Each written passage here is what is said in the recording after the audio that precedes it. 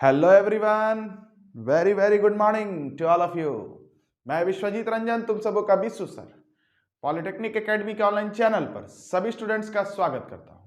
हम लोगों का आज का ये जो वीडियो सेशन है, इस वीडियो सेशन में हम तुम लोगों को पढ़ाने जा रहे हैं formation of image by mirror. Mirror के द्वारा इमेज कैसे बनता है, ऑब्जेक्ट के स्थान में जब हम परिवर्तन करते हैं तो इमेज के कैरेक्टरिस्टिक्स में क्या क्या परिवर्तन आता है, इन सब चीज़ों के बारे में आज के वीडियो लेक्चर में हम लोग डिस्कशन करेंगे। तो सबसे पहले इमेज क्या होता है। तो माय डियर स्टूडेंट्स, अगर हम किसी मिरर की बात करें तो ये ऑब्जेक्ट है, ऑब्जेक्ट से निकला हुआ ये भी एक रे ऑफ लाइट और ये भी एक रे ऑफ लाइट है। ये रे ऑफ लाइट इस ऑब्जेक्ट के रे ऑफ लाइट का रिफ्लेक्टेड रे ऑफ लाइट है और ये रे ऑफ लाइट इस ऑब्जेक्ट का, ये जो रे ऑफ लाइट है इसका रिफ्लेक्टेड रे ऑफ लाइट है। तो हम कहते हैं ऑब्जेक्ट से जो रे ऑफ लाइट निकल रहा है रिफ्लेक्शन के बाद जिस पॉइंट पर इंटरसेक्ट करता है उसी पॉइंट ऑफ इंटरसेक्शन को हम इमेज कहते हैं इस पर्टिकुलर ऑब्जेक्ट का। तो ये इमेज का परिभाषा हो गया, अब माय डियर स्टूडेंट्स, यदि हम ऑब्जेक्ट को सेंटर ऑफ कर्वेचर के पीछे रखते हैं तो हम देख रहे हैं एक रे ऑफ लाइट जो क्या है बताइए, प्रिंसिपल एक्सिस के पैरेलल है। तो मैंने आपको पढ़ाया था कोई भी रे ऑफ लाइट जो प्रिंसिपल एक्सिस के पैरेलल होता है वो रिफ्लेक्शन के बाद जिस पॉइंट से पास करता है उसको बोलते हैं फोकस।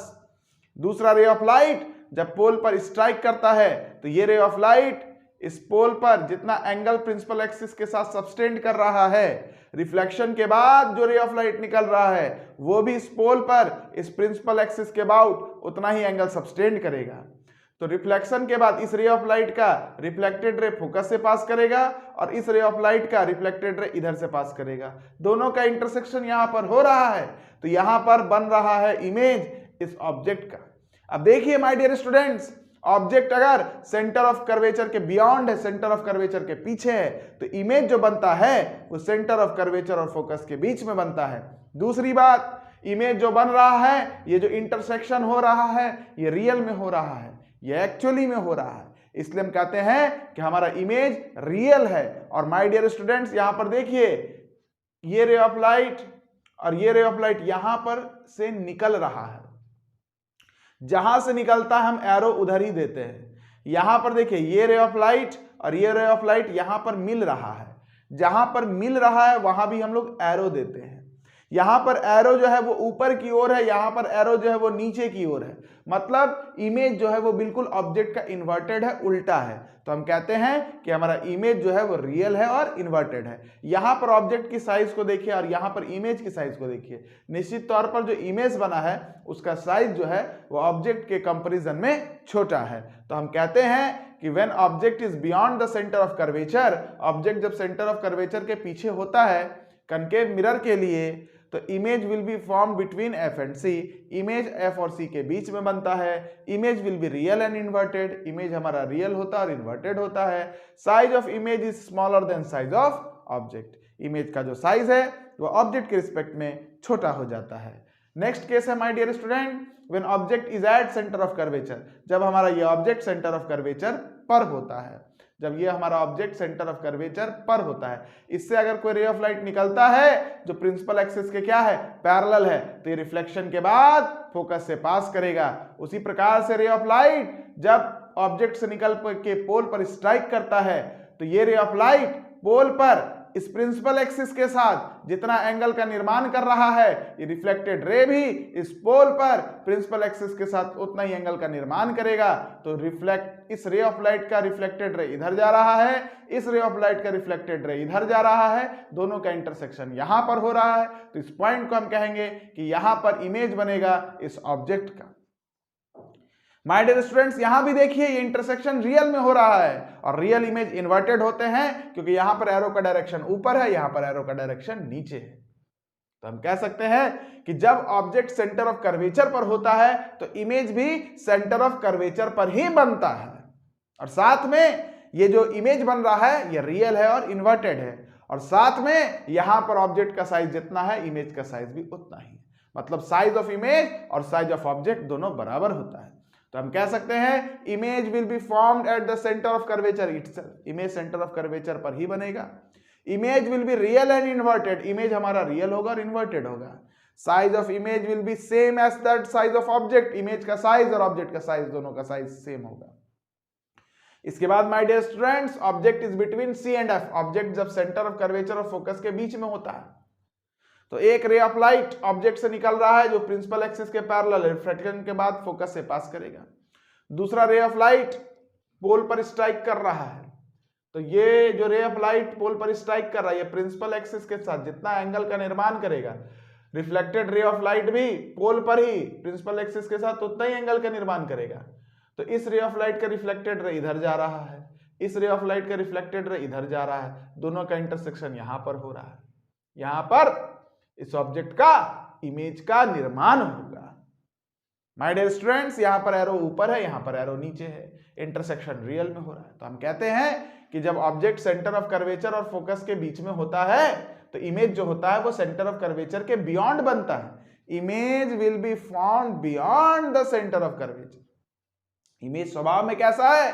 इमेज स्वभाव में रियल है, इन्वर्टेड है क्योंकि इंटरसेक्शन रियल में हो रहा है, एरो नीचे बन रहा है। यहां पर देखिए ऑब्जेक्ट का साइज इतना सा, इमेज का साइज इतना सा, मतलब कहने का क्या है? Size of image will be greater than size of object. Image का जो साइज है माय डियर स्टूडेंट्स वो ऑब्जेक्ट के साइज से बड़ा होगा। क्लियर है? तो चलिए माय डियर स्टूडेंट्स, इन सारी बातों को वीडियो को पॉज करके नोट डाउन कीजिए, फिर अगले केस के ऊपर में हम लोग चलते हैं। चलिए my dear students, next case है हमारा कि जब हमारा ऑब्जेक्ट जो है वो पोल और फोकस के बीच में रहे, है ना। ये आपका पोल है, ये आपका फोकस और ये आपका कनकेव मिरर है। ऑब्जेक्ट को हम लोग कहां पर रखे? देखिए ऑब्जेक्ट को हम लोग पोल और फोकस के बीच में रखे। तो यदि कोई ray of light principal axis के पैरेलल होगा तो रिफ्लेक्शन के बाद कहां से पास करेगा? फोकस से। कोई रे ऑफ लाइट पोल पर जब स्ट्राइक करता है तो ये रे ऑफ लाइट इस पोल पर इस प्रिंसिपल एक्सिस के साथ जितना एंगल का निर्माण करेगा, ये रिफ्लेक्टेड रे भी इस पोल पर इस प्रिंसिपल एक्सिस के साथ उतना ही एंगल का निर्माण करेगा। तो ये रिफ्लेक्टेड रे इधर जा रहा है, ये रिफ्लेक्टेड रे इधर जा रहा है। देखिए दोनों जो रिफ्लेक्टेड रे हैं ये डाइवर्ज कर रहे हैं, आगे जाके कहीं पर तो इंटरसेक्शन होगा नहीं, आगे जाके कहीं पर तो इमेज फॉर्मेशन होगा नहीं। तो आप कहिएगा क्या कि सर ये रे ऑफ लाइट इधर जा रहा है, इसका मतलब ये इधर से आ रहा होगा, ऐसा अपीयर होगा। ये रे ऑफ लाइट इधर जा रहा होगा, इसका मतलब ये इधर से आ रहा होगा, ऐसा अपीयर होगा।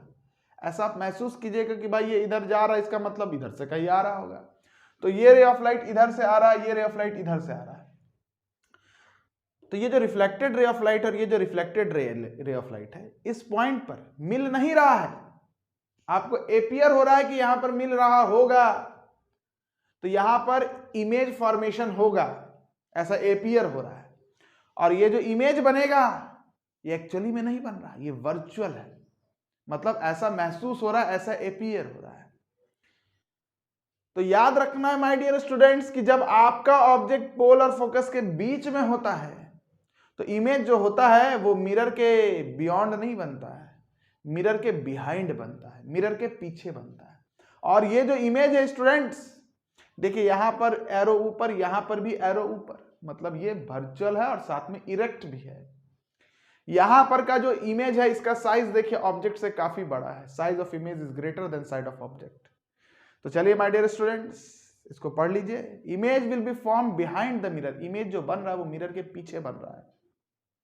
Image will be virtual and direct, size of image greater than the size of object. ये हो गया। अब बात करते हैं my dear students convex mirror के बारे में। तो कन्वेक्स मिरर में एक ही केस होता है, पोल और इसके पीछे जो इन्फिनिटी है उसके बीच में कहीं पर भी आप ऑब्जेक्ट को रख दीजिए, इमेज का पोजीशन पोल और फोकस के बीच में ही होगा। और साथ में माय डियर स्टूडेंट्स ये जो इमेज बनेगा, ये जो इमेज बनेगा, ये जो इमेज बनेगा, ये जानते हैं ये जो इमेज बनेगा ये हमेशा मिरर के पीछे बनेगा। ये जो इमेज बनेगा ये वर्चुअल बनेगा और इरेक्ट बनेगा, बाद बाकी यहां से लेके यहां के बीच में कहीं भी बनेगा, चाहे ऑब्जेक्ट पोल से इंफिनिटी में कहीं पर भी हो। अब इसको समझते हैं कि ऐसा क्यों होता है। तो देखिए ये हम लोग एक ऑब्जेक्ट माने पोल और इन्फिनिटी के बीच में, तो ये रे ऑफ लाइट है जो प्रिंसिपल एक्सिस के क्या है, पैरेलल है। अगर ये कन्वेक्स मिरर है तो इसका सेंटर ऑफ कर्वेचर इधर होगा, इसका फोकस इधर होगा। तो ये रे ऑफ लाइट जो प्रिंसिपल एक्सिस के पैरेलल है, रिफ्लेक्शन के बाद इधर से क्यों पास करेगा, पहला प्रश्न। तो देखिए इस रे ऑफ लाइट जहां पर स्ट्राइक कर रहा है, इस पॉइंट को अगर हम इस सेंटर ऑफ कर्वेचर से जोड़ते हैं,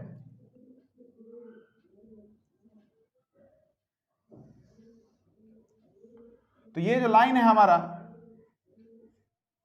आपको हम बता चुके हैं, इस पॉइंट को अगर सेंटर ऑफ कर्वेचर से हम जोड़ देंगे तो इस लाइन को हम नॉर्मल कहते हैं। क्या कहते हैं, नॉर्मल। आपका ये इंसिडेंट रे नॉर्मल के साथ जितना एंगल बनाता है, आपका ये रिफ्लेक्टेड रे भी नॉर्मल के साथ उतना ही एंगल बनाएगा। अगर ये 30 है तो ये भी 30 होना चाहिए, इसलिए आपका रिफ्लेक्टेड रे इधर से जा रहा है। रिफ्लेक्टेड रे इधर से जा रहा है, इसका मतलब ये कहीं इधर से आ रहा होगा, ऐसा अपीयर होगा। तो रे ऑफ लाइट जब प्रिंसिपल एक्सिस के पैरेलल होता है, तो रिफ्लेक्टेड रे जब इधर से जाता है डाइवर्ज करते हुए, तो ये लगता है आपको कि ये फोकस से आ रहा होगा। तो रिफ्लेक्टेड रे इधर जा रहा है, इसका मतलब ये अपीयर हो रहा है कि ये फोकस से आ रहा होगा।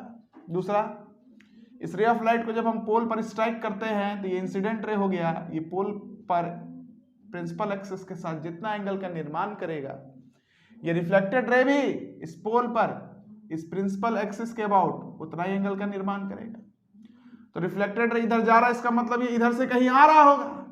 तो इस पॉइंट पर ये रिफ्लेक्टेड रे और ये रिफ्लेक्टेड रे एपीयर होगा कि मिल रहा है, एक्चुअली में नहीं मिल रहा, एपीयर होगा। तो हम कहेंगे कि भाई जहां पर रिफ्लेक्टेड रे मिले या एपीयर हो, मिलता हुआ, वहां पर इमेज बनता है। तो यहां पर इस ऑब्जेक्ट का इमेज बन जाएगा। ये ऑब्जेक्ट का जो इमेज बना, एरो ऊपर, ये भी ऊपर, मतलब इरेक्ट है, और साथ में ये वर्चुअल है, एक्चुअली में ऐसा हो नहीं रहा, अपीयर हो रहा है। ये जो इमेज का साइज है, ये ऑब्जेक्ट के रिस्पेक्ट में कैसा है, छोटा है। कैसा है, छोटा है।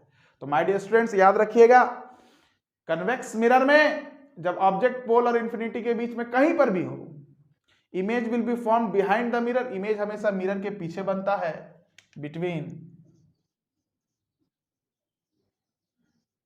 पोल and focus. Image will be virtual and erect.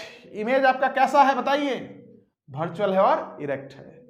Size of image will be smaller than size of object. Image का जो साइज है वो ऑब्जेक्ट के साइज से कैसा है, छोटा है। तो माय डियर स्टूडेंट्स, ये मैंने कन्वेक्स मिरर और कनकेव मिरर में इमेज फॉर्मेशन आपको बता दिया। आपका रिफ्लेक्शन का टॉपिक खत्म हो गया। अब हम लोग रिफ्रैक्शन के ऊपर में चलेंगे। कोशिश करेंगे कि होली में आपको ऑप्टिक्स हम पूरा खत्म करके दे दे 2 तारीख तक। उसके बाद हम लोग फिर इलेक्ट्रोस्टैट्स में इंटर कर जाएंगे। अप्रैल और मई 2 महीना है, जून में एग्जाम होगा। अप्रैल और मई 2 महीना है, तो टारगेट ये रहेगा कि मोस्ट ऑफ द जो चैप्टर्स है आपका इलेक्ट्रोस्टैट्स, इलेक्ट्रिक करंट, मैग्नेटिज्म, इलेक्ट्रोमैग्नेटिज्म, इनको हम लोग अप्रैल में किसी भी हालत में या मिड ऑफ मई में किसी भी हालत में खत्म कर ले। उसके बाद मॉडर्न फिजिक्स वो काफ़ी छोटा है ना, 3-3, 4-4 वीडियो लेक्चर्स का है। सेमीकंडक्टर वगैरह सब उसमें ज़्यादा कुछ है नहीं।